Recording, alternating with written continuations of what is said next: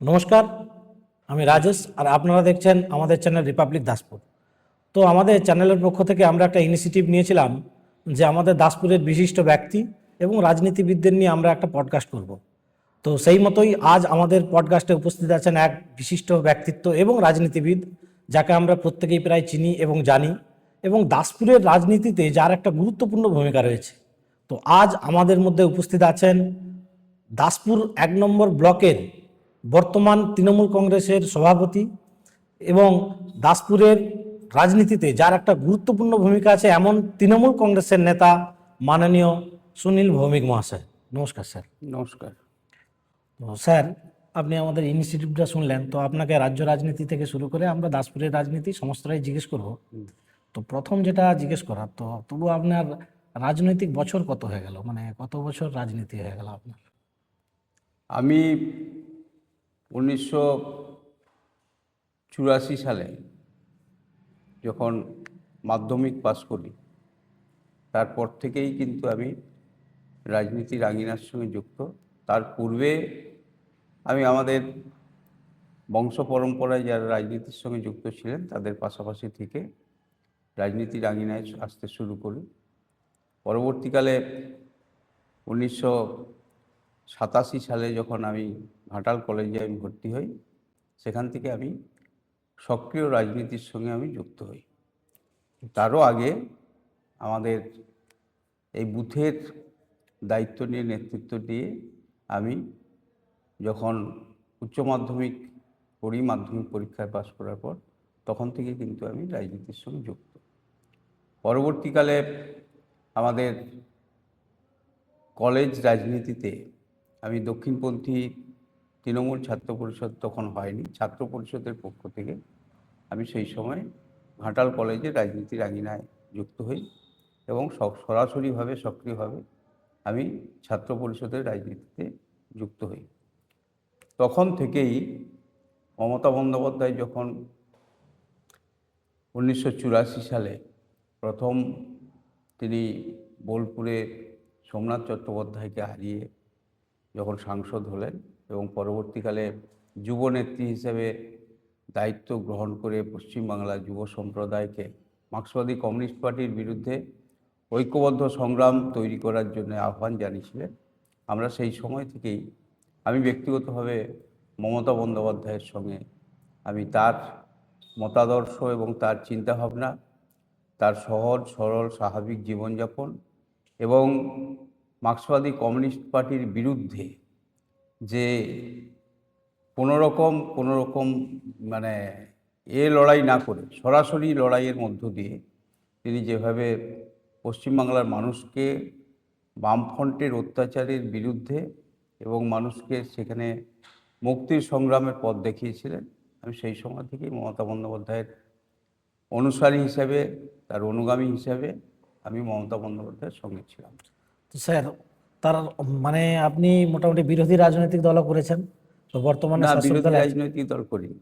আচ্ছা। বিরোধী রাজনৈতিক দল আমাদের বংশ পরম্পরায় আমরা দক্ষিণপন্থী দল হিসেবে আমরা জাতীয় কংগ্রেসের সঙ্গে ছিলাম। মানে আপনি ওই পরবর্তীকালে যখন পশ্চিমবঙ্গের বুকে ধরুন সিপিএম এর জামানা বিরোধী দল হিসেবে কাজ করেছে। হ্যাঁ, তো তৎকালীন সিপিএম এর জামানা, অর্থাৎ সিপিএম যখন পশ্চিমবঙ্গে ক্ষমতায় ছিল, তৎকালীন রাজনীতি এবং আজকের দাসপুরের রাজনীতি ঠিক কতটা পার্থক্য? মানে তৎকালীন জামানা কেমন ছিল সিপিএম এর জামানা? অনেক পার্থক্য। তৎকালীন সময়ে আমরা যারা সেই সময়ে আমরা যখন কলেজে পড়তে শুরু করি বা আমরা যখন কলেজে পড়ার আগে যখন আমরা গ্রামে বাস করি, সেই সময়ে মার্ক্সবাদী কমিউনিস্ট পার্টির কোনো সুপারিশ ছাড়া কোনো সরকারি সুযোগ সুবিধা পাওয়া যেত না। আমি যখন কলেজে পড়ি সেই সময়ে আমাদের একটা বেতন ছাড়ে, সেই সময় কলেজে পড়তে হলে বেতন দিতে হতো। সেই বেতন ছাড়ের জন্যে একটা ইনকাম সার্টিফিকেটের প্রয়োজন হয়েছিল। সেই ইনকাম সার্টিফিকেট আনতে গিয়ে তৎকালীন আমার এই গ্রাম পঞ্চায়েতের, নন্দনপুরা গ্রাম পঞ্চায়েতের প্রধান ছিলেন প্রয়াত পূর্ণচন্দ্র দলুই, মার্ক্সবাদী কমিউনিস্ট পার্টির সেখানে বামফ্রন্টের প্রধান ছিলেন। তার বাড়িতে আমি 8 বার গিয়েছিলাম। তারপরও আমাকে বলা হলো, 9 বারের বেলায় বলা হলো যে তোমাকে ওই এলাকার আমাদের যারা ব্রাঞ্চের সম্পাদক আছে, প্রয়াত ভোলানাথ ভৌমিক, প্রয়াত নিরাপদ ঘনা, তাদের সার্টিফিকেট নিয়ে আসতে হবে, তবে তুমি সার্টিফিকেট পাবে। পরবর্তীকালে তাদের কাছ থেকে সার্টিফিকেট নিয়ে যাওয়ার পর আমাকে ইনকাম সার্টিফিকেটটা এমন দেয়া হয়েছিল যে সার্টিফিকেটে কোনো রকম কোনো কাজে লাগবে না। আমার ইনকাম তৎকালীন সময়ে আমার বাবা মুটে খাতায় কাজ করত, দিনমজুর হিসেবে কাজ করত। আমরা ভূমিহীন, এটা ওনারা জানতেন, তার সত্ত্বেও আমাকে একটা অ্যাবসার্ড ইনকাম সার্টিফিকেট আমাকে দেওয়া হয়েছিল। আমি সেই দিনই পঞ্চায়েত অফিসে গিয়ে সেই ইনকাম সার্টিফিকেটটা আমি ছিঁড়ে ফেলে দিয়েছিলাম যে আমার প্রয়োজন নেই, এই ইনকাম সার্টিফিকেট আমার লাগবে। কিন্তু আজকের দিনে অতি বামপন্থী, মার্ক্সবাদী কমিউনিস্ট পার্টি, ভারতীয় জনতা পার্টি, প্রত্যেকটি বিরোধী রাজনৈতিক দল বা সদলীয় যেই যাক, আজকের দিনে মমতা বন্দ্যোপাধ্যায়ের অনুকূলে, মমতা বন্দ্যোপাধ্যায়ের কল্যাণে প্রত্যেকটি মানুষ আজকে কিন্তু পঞ্চায়েতে গিয়ে সার্টিফিকেট পাচ্ছে। তারা কেউ অভিযোগ করতে পারেনি যে তৃণমূলের পঞ্চায়েত বলে, বিরোধী দল করি বলে আমাদের সার্টিফিকেট দেওয়া হয়নি। এবং আজকের অনলাইন সিস্টেম করে দেওয়া হয়েছে। মমতা বন্দ্যোপাধ্যায় অনলাইন সিস্টেম করে আজকে এখানে কোনো রকম কোনো দল মত সেখানে দেখা হয়নি, সবাই সেখানে সার্টিফিকেট কিন্তু পাচ্ছে।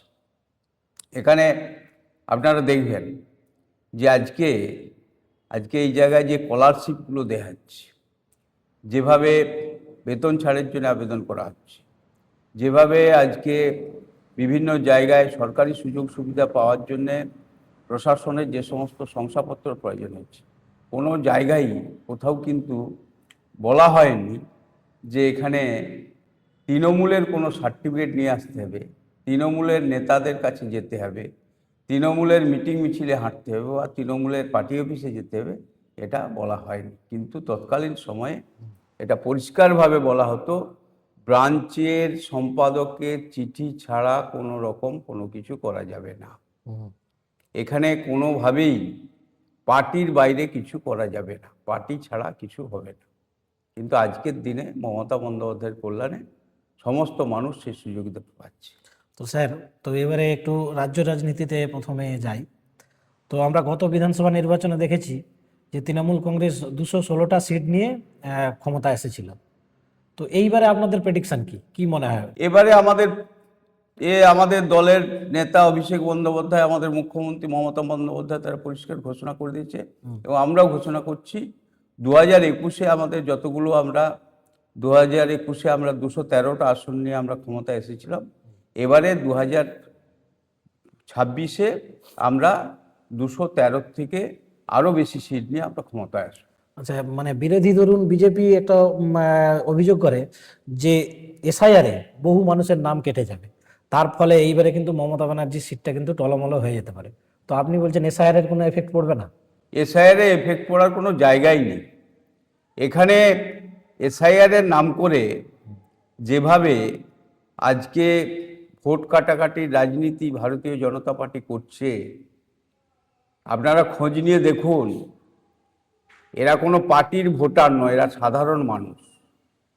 এই সাধারণ মানুষের সমর্থন পেতে হলে তাদের কাজ করতে হয়, তাদের পাশে থাকতে হয়। 365 দিন মমতা বন্দ্যোপাধ্যায়, অভিষেক বন্দ্যোপাধ্যায়ের নেতৃত্বে তৃণমূল কংগ্রেস কিন্তু প্রত্যেকটি মানুষের পাশে আছে।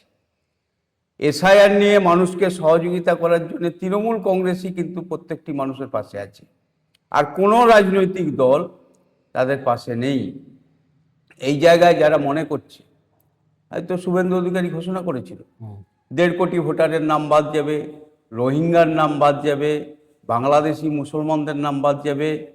আজকে কাদের নাম বাদ যাচ্ছে? রোহিঙ্গা আজকের দিনে এসআইআরের শেষ পর্যায়ে হিয়ারিং শুরু হবে, তা পর্যন্ত একটা রোহিঙ্গার নামও কিন্তু, তার মানে আপনি বলতে চাইছেন রোহিঙ্গা নেই পশ্চিমবাংলা? দেখাক রোহিঙ্গা, তারা তো বলেছিল রোহিঙ্গা আছে। রোহিঙ্গা কোন ভোটারটা এখানে আইডেন্টিফাই করা হয়েছে, নির্বাচন কমিশন তো একেবারে চিরুনি তল্লাশি করেছে।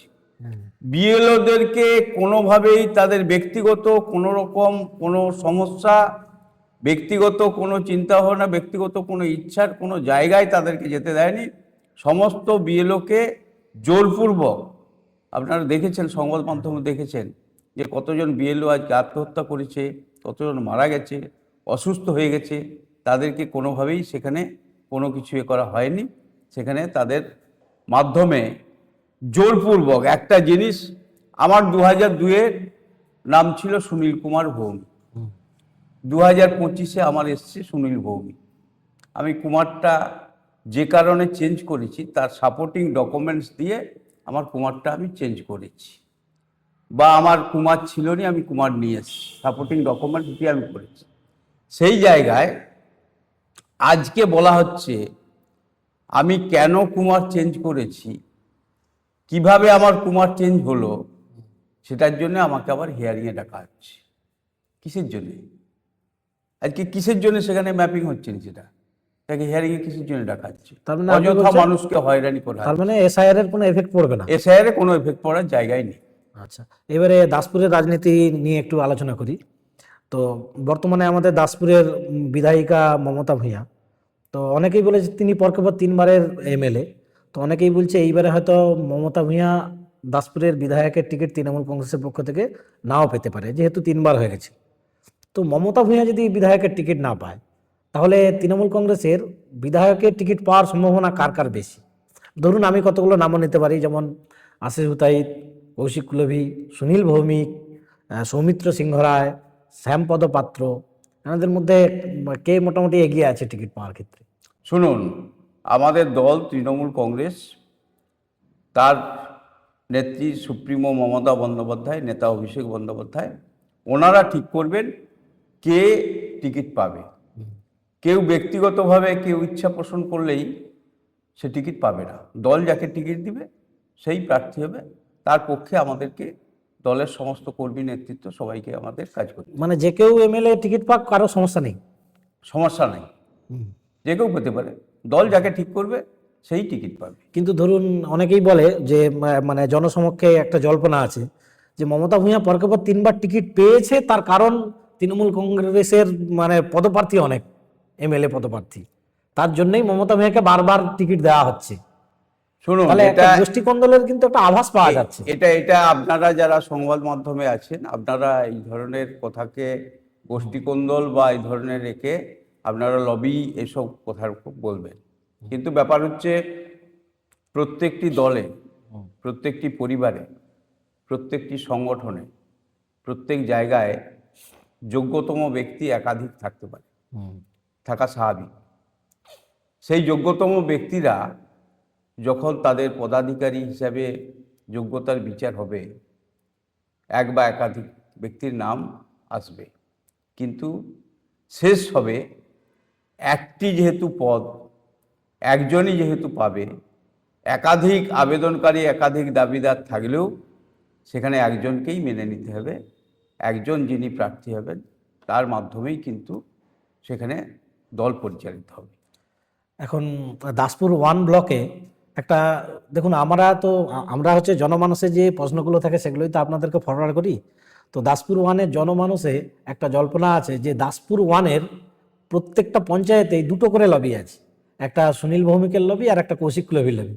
এবং এইটা আমরা জিজ্ঞেস করেছিলাম আমাদের বর্তমান যে সুকুমার পাত্র আছে আপনাদের তৃণমূল নেতা, তিনিও বলেছেন যে বেশ কিছু বেনজল হয়তো তৃণমূলের মধ্যে আছে, তারা এইসব জিনিসটা করছেন। তো এই লবিটা কেন, বা এর উপরে কি বলবেন?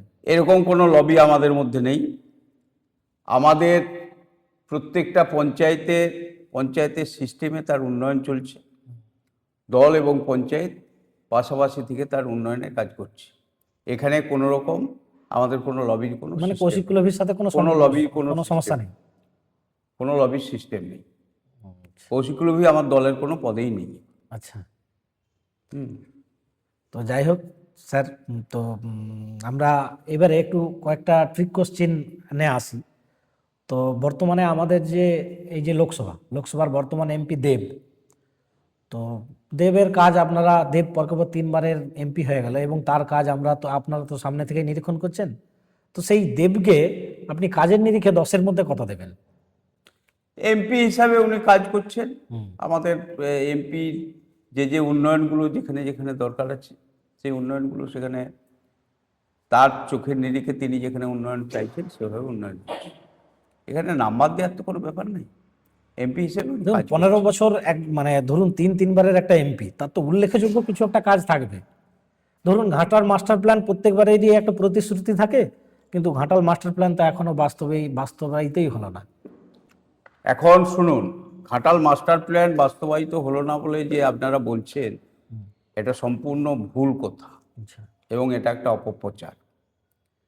ঘাটাল মাস্টার প্ল্যান নিয়ে বিভিন্ন সময়ে বিভিন্নভাবে মানুষকে বিভ্রান্ত করা হয়েছে এবং সেই বিভ্রান্তির শিকার ঘাটালবাসী থেকে শুরু করে ঘাটাল এলাকার বাইরেও আমাদের পাঁশকুড়া 1 ব্লক, তমলুক থেকে শুরু করে ডেবরা, কেশপুর, চন্দ্রকোনা, ঘাটাল, দাসপুর 1, দাসপুর 2, এই এলাকা নিয়ে যে ঘাটাল মাস্টার প্ল্যানের পরিকল্পনা, এই পরিকল্পনা আজকে অনেক অনেক কথা বলছে। আমি শুনছিলাম আপনার চ্যানেলে সুনীলবাবু আপনাকে ঘাটাল মাস্টার হ্যাঁ, প্ল্যান সুনীল অধিকারী। সম্পর্কে বলছিলেন। আমি বলি 34টা বছর, একটা 3 যুগ শেষ হয়েছে, 3টা জেনারেশন শেষ হয়েছে। 34টা বছর ক্ষমতা পেয়েছিলেন। 34 বছরে সেচমন্ত্রী প্রভাস রায়কে নিয়ে 1982 সালে একটা ফলক উপস্থাপন ছাড়া কিছু একটু করতে পারেন। আর মমতা বন্দ্যোপাধ্যায় 12 বছর ক্ষমতার মধ্যে ঘাটাল মাস্টার প্ল্যানের জন্য কেন্দ্রীয় বঞ্চনা সত্ত্বেও বিজেপি যেখানে আপনার বলেছিল যে 2023-এর দুর্গাপূজার সময়, অর্থাৎ অক্টোবর নভেম্বর মাসের দিকে, যে আমরা ঘাটাল মাস্টার প্ল্যানের জন্য টাকা স্যাংশন করে দিয়েছি, আমরা সেদিনও চ্যালেঞ্জ করেছিলাম, আজও চ্যালেঞ্জ করছি, একটা টাকাও ঘাটাল মাস্টার প্ল্যানের জন্য দেয়নি। মমতা বন্দ্যোপাধ্যায় তিনি যেহেতু কথা দিয়েছিলেন যে আমরা ঘাটাল মাস্টার প্ল্যান করব, সেই জন্য তিনি নির্বাচনী সভার অনেক আগেই তিনি ঘাটাল মাস্টার প্ল্যানের কথা ঘোষণা করেছেন। 1 বছরের মধ্যে 500 কোটি টাকা দিয়ে অলরেডি কাজ শুরু করেছে। ঘাটাল মাস্টার প্ল্যান সম্পর্কে যাদের আইডিয়া নেই তারা অনেক কথা বলছে, বলছে দাসপুরকে ডুবি দেওয়া হবে, দাসপুর এসে ওয়াটার লগিং হয়ে যাবে, অনেক কথা বলছে। আমাদের ঘাটাল মাস্টার প্ল্যানের প্রাথমিক পর্যায়ে যে জায়গাটা তৈরি হয়েছে, জল আসবে, আসার পর জলটাকে ড্রেনেজ করতে হবে। সেই ড্রেনেজের সুইলিশগুলো কিন্তু আগে 5টা সুইলিশ সেই জন্যই করা হয়েছে। রানীচক থেকে শুরু করে, গোবিন্দপুর থেকে শুরু করে, এখানে যোধঘনশ্যাম থেকে শুরু করে, এই 5টা সুইলিশে জলটা যাতে করে রূপনারায়ণে চলে যায় তার ব্যবস্থা করা হয়েছে।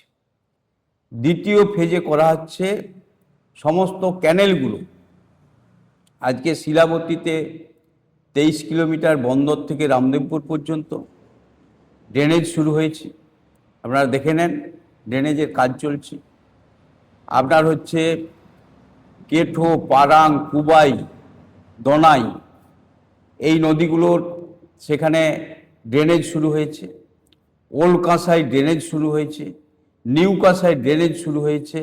যদুপুর থেকে বাঁশখাল পর্যন্ত সেখানে নিউ কাঁসাইয়ের সেখানে আপনার টেন্ডার ম্যাচ করে গেছে, কাজ কিছুদিন মধ্যেই শুরু হবে। এবং এর সাপোর্টিং যে সমস্ত জায়গাগুলো আছে, সমস্ত জায়গাগুলোতে যেখানে যেখানে সংযোগের প্রয়োজন আছে সেখানে ব্রিজের কাজগুলো অলরেডি টেন্ডার শুরু হয়েছে, সেই ব্রিজের কাজ হবে। যারা বলছে ঘাটাল মাস্টার প্ল্যান নিয়ে কিছু হয়নি, তারা চোখে ঠুলি দিয়ে বসে আছে, তারা দেখছে না ঘাটাল মাস্টার প্ল্যান তো 1 বছর 6 মাসের কাজ নয়, একটা দীর্ঘমেয়াদী প্রকল্প। আমাদের সরকার, মুখ্যমন্ত্রী মমতা বন্দ্যোপাধ্যায় 3 বছরের টার্গেটে ঘাটাল মাস্টার প্ল্যানের কাজ কমপ্লিট করবেন, এই পরিকল্পনা নিয়ে ঘাটাল মাস্টার প্ল্যানের কাজ চলছে। আজকে সুনীলবাবু বড় বড় কথা বলছেন, 34টা বছরে ঘাটাল মাস্টার প্ল্যানের একটা খাল খননের প্রস্তাব দিয়েছিলেন, আচ্ছা। একটা খাল খনন হয়েছে? কোনো কিছু হয় না। আমরা ক্ষমতায় আসার পর আপনার সংবিধানে উল্লেখ আছে, সরকার ক্ষমতায় থাকলে 20 বছর অন্তর প্রত্যেকটা নদীকে ড্রেজিং করতে হয়। 34 বছর কি 20 বছরের কম নাকি? উনি একটা নদী ড্রেজিং করেছেন। আমরা ক্ষমতায় আসার পর পলসপাই খাল আমরা ড্রেজিং করেছি। আমরা ক্ষমতায় আসার পর দুর্বাজাটি খাল ড্রেজিং করেছি। আজকে সেখানে আমাদের এখানে সোলাটোপার খাল ড্রেজিং হচ্ছে, এখানে আপনার যদুঘনেশ্বরের খাল ড্রেজিং হয়েছে। তাহলে 34 বছরে ওনারা দেখাতো একটা খাল ড্রেজিং করেছেন। শুধু মানুষের কাছে মিথ্যা ভাঁওতা প্রতিশ্রুতি, মিথ্যা কথা বলে বলে 34টা বছর কাটিয়ে গেছে। আমি আপনাকে উদাহরণ দিয়ে বলেছি, সুনীলবাবুর বাড়ির সামনে যে পিচ রাস্তাটা আছে, ওই পিচ রাস্তাটা কে করেছে?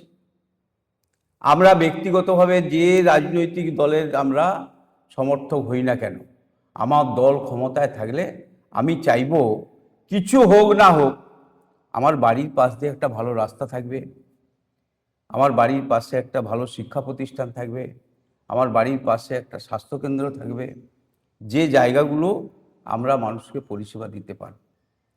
34টা বছরে উনি ওনার বাড়ির সামনের পিচ রাস্তাটা পর্যন্ত করতে পারলেন না।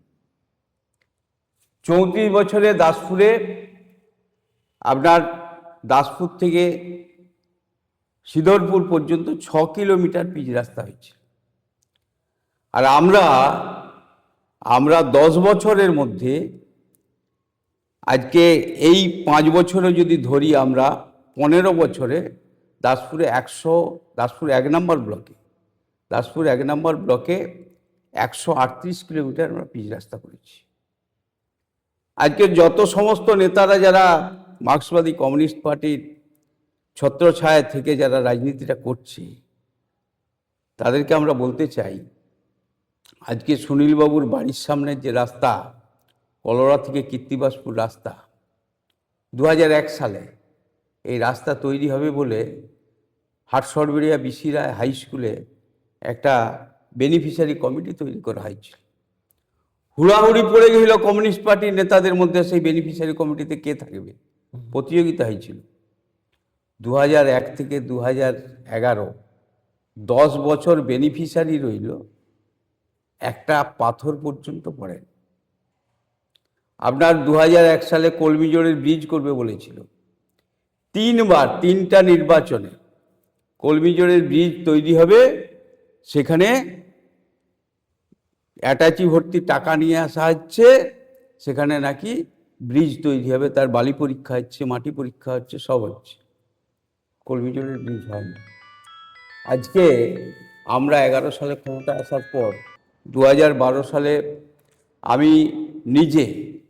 আমি নিজে তৎকালীন আমাদের প্রয়াত অজিত ভিয়া, আমরা সঙ্গে গিয়ে নিউ সেক্রেটারিয়েট বিল্ডিংয়ে গিয়ে কলোরা থেকে কীর্তিবাসপুর রাস্তার আমরা সমস্ত প্ল্যান দিয়ে সেখানে স্পেশালভাবে এটাকে যাতে করে করা যায়, আমার ব্লকের প্রথম পিচ রাস্তা আমরা এটা করেছি।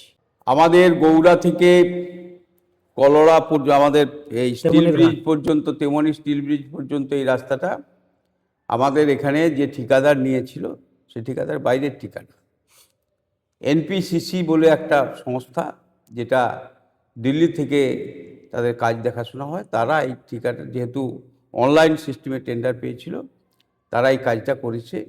কাজটা হওয়ার পর পলসপাই খাল কাটার ফলে ওখানে ভারী গাড়ি যাতায়াতের ফলে রাস্তাটা নষ্ট হয়ে গেছে।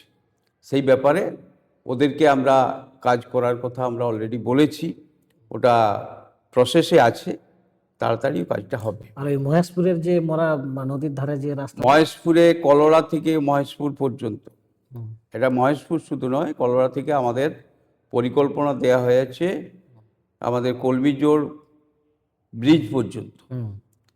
অলরেডি পথশ্রী 3-তে আমাদের কলমিজোড় থেকে মহেশপুরের একটা পার্ট পথশ্রী 3-তে আমাদের টেন্ডার হয়ে গেছে, ও কাজটা হবে।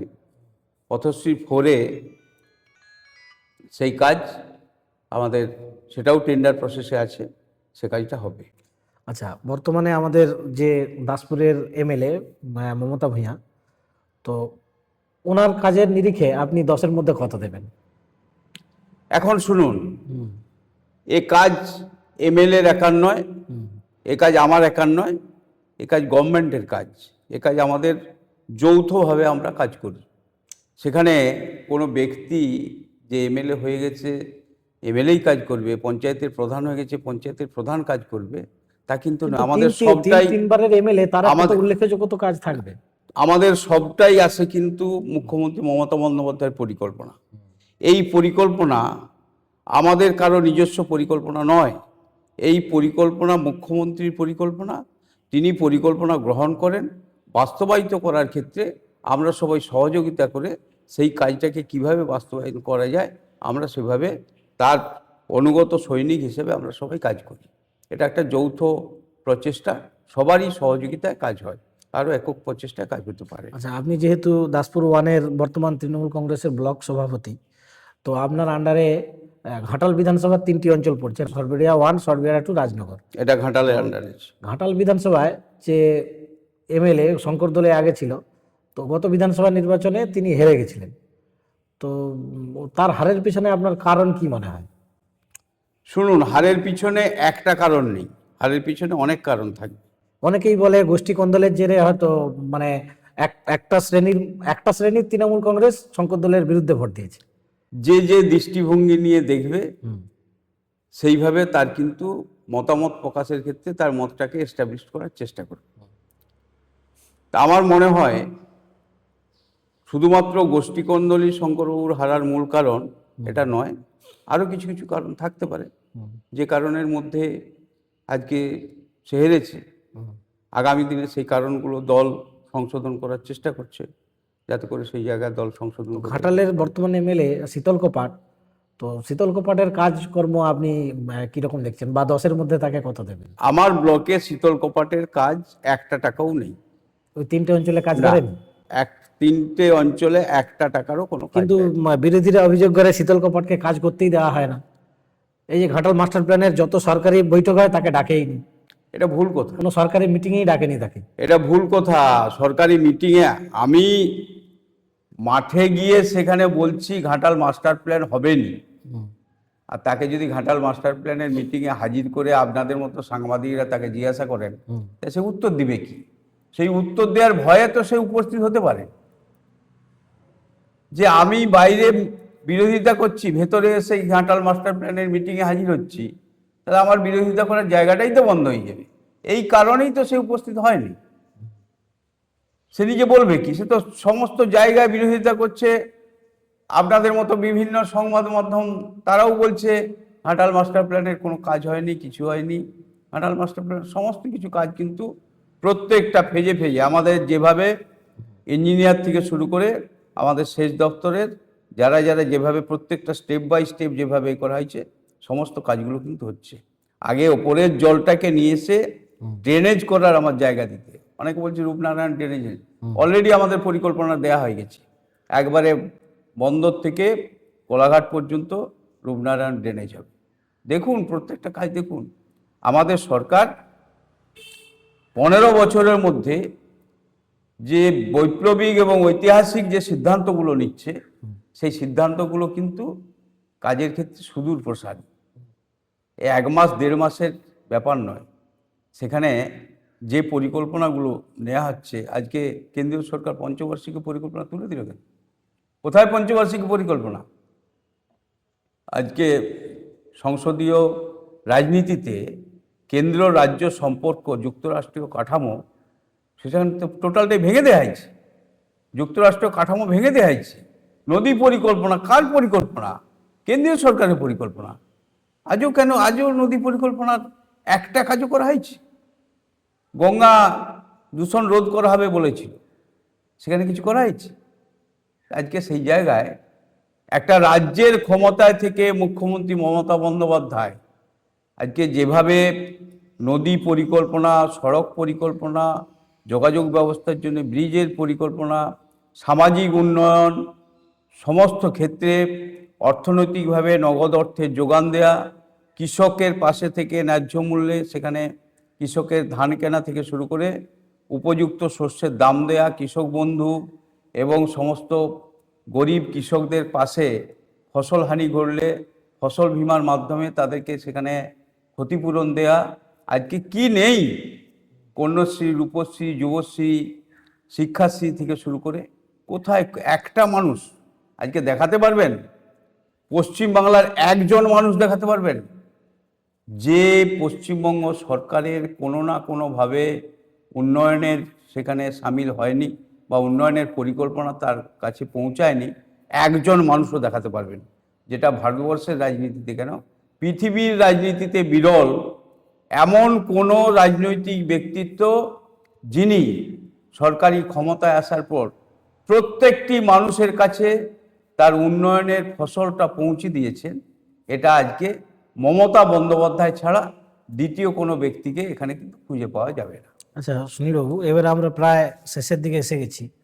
তো আপনাকে যে প্রশ্নটা করি এবারে, ধরুন আমাদের এই যে লোকসভায় 7টা বিধানসভা আছে, তো এইবারে আপনার কি মনে হয় 7টা বিধানসভার কোটা তৃণমূল পাবে, কোটা বিজেপি পাবে? 7টাই আমরা জিতব ঘাটালও পাবেন? নিশ্চিত। ঘাটাল তো আপনাদের লস হয়ে আছে। নিশ্চিত পাওয়ার। শুনুন, হ্যাঁ। আমরা সামান্য ভোটে হেরেছিলাম, হুম। সামান্য ভোটে হেরেছিলাম। সেই জায়গাটা যে কারণে আমরা হেরেছিলাম, সেই জায়গাটা অলরেডি আমরা দলগতভাবে আমরা রিপেয়ার করে ফেলেছি। দ্বিতীয়ত হচ্ছে বিধানসভা নির্বাচনের পর আপনারা দেখুন পঞ্চায়েতের নির্বাচন, সেখানে ব্যাপক পরিমাণে মানুষ আমাদেরকে সমর্থন করেছে। পৌরসভা নির্বাচন ব্যাপকভাবে মানুষ আমাদের সমর্থন করেছে। সেই জায়গায় আমাদের দলের যেটুকু ভুল ত্রুটি ছিল সেই ভুল ত্রুটিটাও আমরা সংশোধন করি। আচ্ছা, এইবারে আপনাদের কেশপুর এখানে কোনো রকম কেশপুর আবার জিতবেন তাহলে? নিশ্চিত। তো কেশপুরে আবার কি বুথ দখল করে জিতবেন? এটা ভুল ধারণা। এক একটা বুথে মানে বিজেপি 3টে-4টে করে ভোট পেয়েছে, এটা আপনি কি তার মানে দুর্নীতি হয়নি?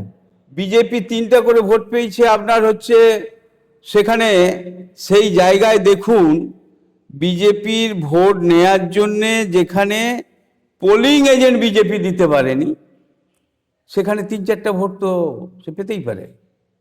নোটারও তো কোনো পোলিং এজেন্ট থাকেনি, নোটাও তো 2-3টা ভোট পায় না, গত লোকসভা নির্বাচনে যে বিজেপির পক্ষ থেকে হিরণ দাঁড়িয়েছিল, তিনি কিন্তু অভিযোগ করেছে যে কেশপুরে কিন্তু মানে ভোট রীতিমতো সন্ত্রাস করে করা হয়।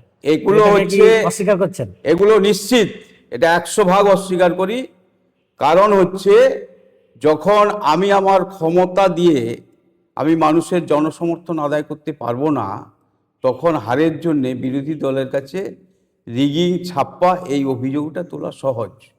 আমি আপনাকে বলি, যেখানে কেশপুরে এই কথা বলছে, আজকে নির্বাচন কমিশন 100 ভাগের 110 ভাগ বিজেপির পক্ষে থেকেও আজকে এই যে বুথ লেভেল এজেন্ট দেওয়ার ক্ষেত্রে আজকে বিজেপি কত বুথের বুথ লেভেল এজেন্ট দিতে পারেন? এখানে তো কাউকে মেরে খেদিয়ে দেওয়া হবে নি, এখানে কাউকে তুলে নেওয়া হবে নি, এইখানে তৃণমূল কারো উপর অত্যাচার করবে নি।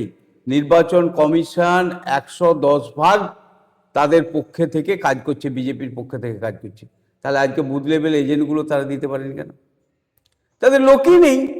আচ্ছা, আমাদের দাসপুরে সবসময় একটা বন্ধুত্বপূর্ণ রাজনীতি চলে, সে যে কিন্তু গত সোনামুড়ির যে সমিতির যে নির্বাচন হলো, সেখানে বিরোধীদেরকে তো নাম নমিনেশন করতে দেওয়া হয়নি। একটা রীতিমতো গা জড়ি করে তৃণমূল কংগ্রেস সেই সমিতিটাকে দখল করেছে, সোনামুড়ি সমিতি।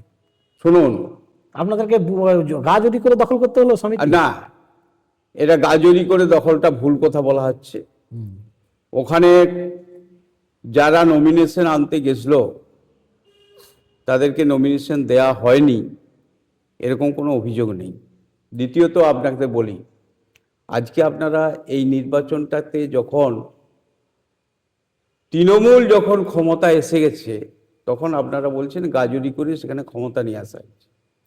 এতদিন আমাদের সরকার ক্ষমতায় আসার পরও ওই সমবায় সমিতিতে আমাদের বহু মানুষ সমবায় সমিতির সদস্য হওয়ার জন্য আবেদন করা হয়েছিল, তাদের আবেদন একটাকেও মঞ্জুর করা হয়নি, তাদেরকে সদস্য করা হয়নি। আজও আপনারা দেখবেন চক সুলতান সমবায় সমিতি, সেখানে হাজার হাজার মানুষের আবেদন আছে, সমবায় সমিতির সদস্য হওয়ার জন্য আমাদের গভর্নমেন্ট প্রত্যেকটি পরিবারের প্রত্যেকটি সদস্য 18 বছর হয়ে গেলে তাদেরকে সমবায় সমিতির সদস্য হওয়ার জন্যে প্রত্যেককে সুযোগ দেওয়া হচ্ছে। সেখানে আমি তৃণমূল কংগ্রেস করি বলে, আমার পরিবার তৃণমূল কংগ্রেস করছে বলে সেখানে সমবায় সমিতির সদস্য হতে পারবে না। এটা কি করে হচ্ছে? আমার সরকার তো ক্ষমতায় আছে, তা সত্ত্বেও সে সমস্ত জায়গায় আমাদের দলের লোককে তাকে সদস্য করতে দেওয়া হয়নি।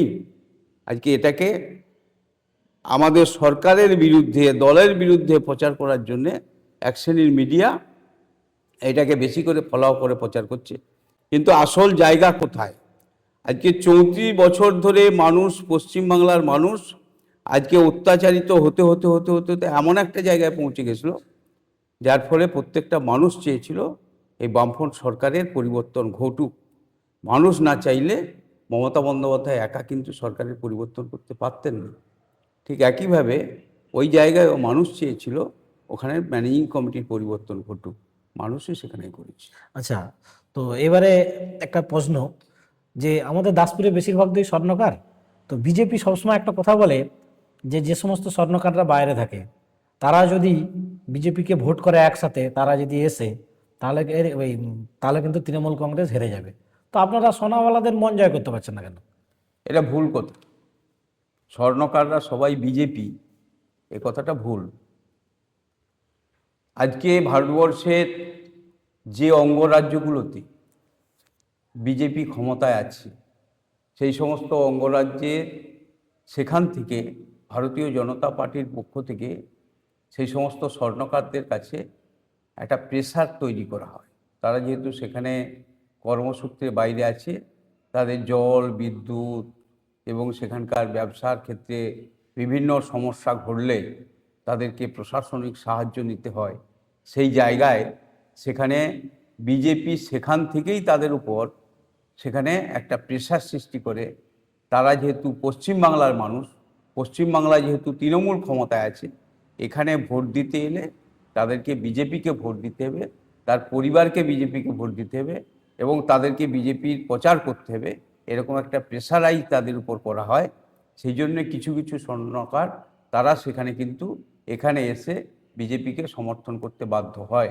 কিন্তু আমরা এখনো জানি, মানে বাইরে তাদেরকে জোর করা হয় নিশ্চয়ই, যে বিজেপিকে ভোট দাও দিয়ে পশ্চিমবঙ্গে। নিশ্চয়ই তাদেরকে পাঠানো হয়। এ তো মারাত্মক অভিযোগ দেখ, দেখছি। পাঠানো, এটা মারাত্মক নয়, আমি সঠিক অভিযোগ করছি এবং এই অভিযোগটা আপনারা মিলিয়ে নেবেন। যে সমস্ত স্বর্ণকাররা ওই সময় পশ্চিমবাংলায় আসে তাদেরকে সেখান থেকে পাঠানো হয়, তাদেরকে সেখান থেকে পাঠানো হয় এবং তাদেরকে সেভাবেই তৈরি করে পাঠানো হয়।